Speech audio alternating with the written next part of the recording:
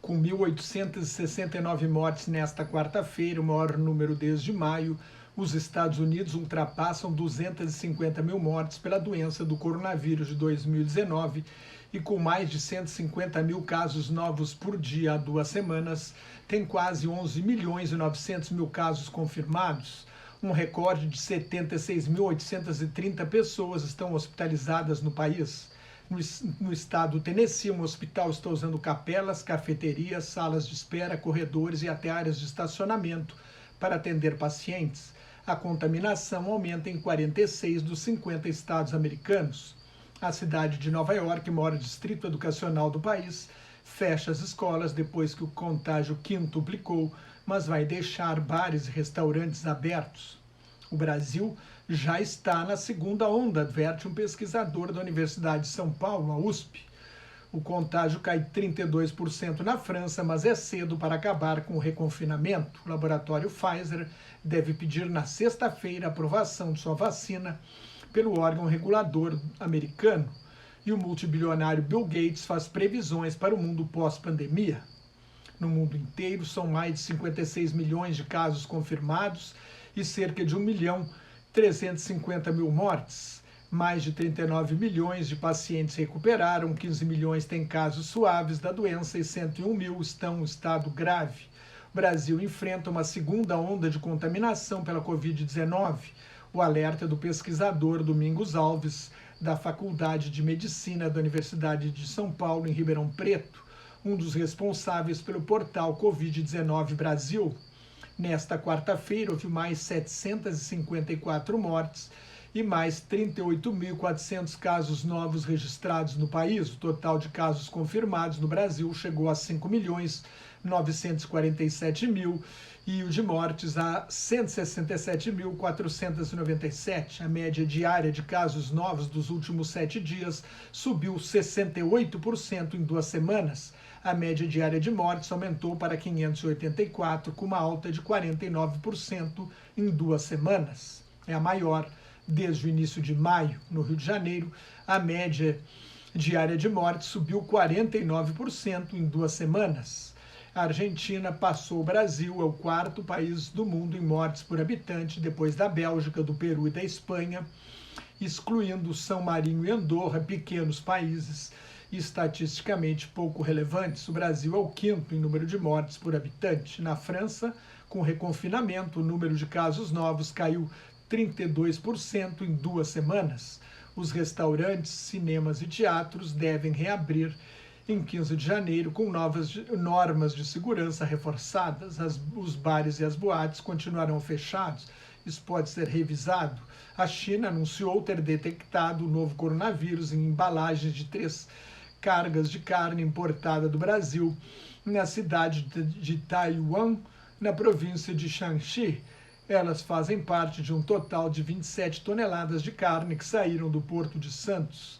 A China comprou 40% das exportações agrícolas do Brasil no primeiro semestre, num total de 20 bilhões e meio de dólares, cerca de 109 bilhões e meio de reais.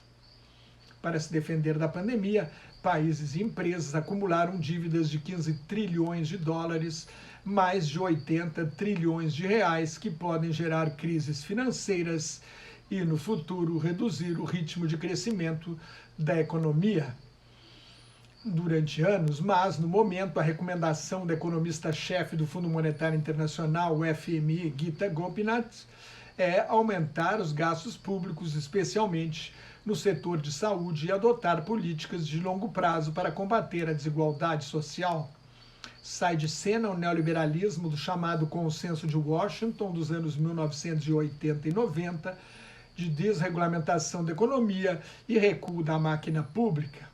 A pandemia mostrou a importância de um Estado eficiente com uma rede de proteção social firme. Vejam o que disse Gopinath ao jornal inglês Financial Times. A questão é que há boas formas de investimento público que podem criar empregos, fortalecer a atividade econômica, enquanto mantêm uma prudência fiscal, no sentido de que reduzem a porcentagem da dívida em relação ao produto interno bruto se a economia crescer. Isto pode ser essencial num período como este, quando as taxas de juros são baixas e há um nível de incerteza muito alto que inibe o investimento privado. Para funcionar bem, é importante que os países tenham mecanismos fiscais que garantam que a dívida continuará estável, sustentável, quero dizer. Estes mecanismos precisam de credibilidade, concluiu o economista-chefe do FMI, Gita Gopinath. Como falei ontem, a companhia farmacêutica Pfizer e a empresa de biotecnologia americana BioNTech devem pedir nos próximos dias autorização à Administração de Alimentos e Medicamentos, a FDA, o órgão regulador dos Estados Unidos, para uso de emergência de sua vacina BNT-162b2. Na terceira fase de testes clínicos, as empresas afirmam que a vacina conseguiu prevenir a Covid-19 em 95% dos casos, em pessoas de todas as idades e de todos os povos. Isso acontece 28 dias depois da primeira dose e não há efeitos colaterais graves. A análise final avaliou 170 casos confirmados entre os mais de 43 mil participantes do teste. Destes, 162 atingiram pessoas que tomaram placebo, uma substância inerte, sem qualquer efeito. E 8 haviam recebido 2 doses da vacina, por isso o cálculo é que a vacina tem 95% de eficácia. No início de dezembro, a FDA deve examinar o pedido e encaminhar o processo ao Centro de Controle e Prevenção de Doenças, que fará a revisão dos dados dos testes clínicos e dará seu parecer, inclusive sobre como deve ser a campanha de vacinação e quem deverá ter prioridade. A vacina chinesa Coronavac, que o Instituto Butantan pretende fabricar no Brasil, apresentou uma resposta imunológica rápida, mas produziu menos anticorpos do que as pessoas que contraíram a doença. Os testes não estão concluídos. A vacina chinesa pode funcionar.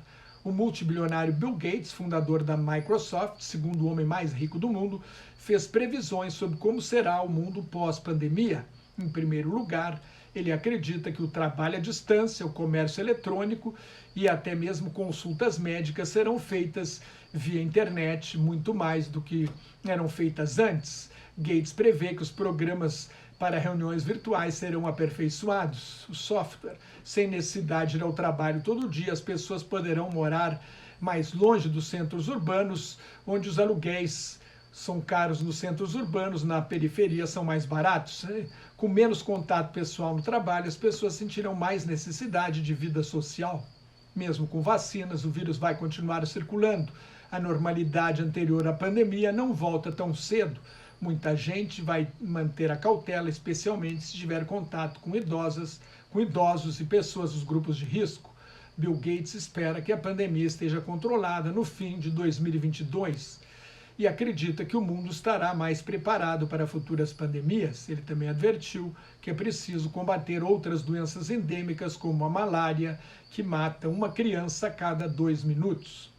Mais notas e comentários sobre política internacional no meu blog Globalização em Crise, que está em nelsonfrancojobim.blogspot.com, no meu Twitter e no Facebook, onde também colaboro com o grupo Quarentena News. Cuide-se, fique em casa, se não tiver nada muito importante a fazer na rua, use máscara. Se tiver de sair à rua, mantenha a distância e higienize sempre as mãos. E muito obrigado pela atenção.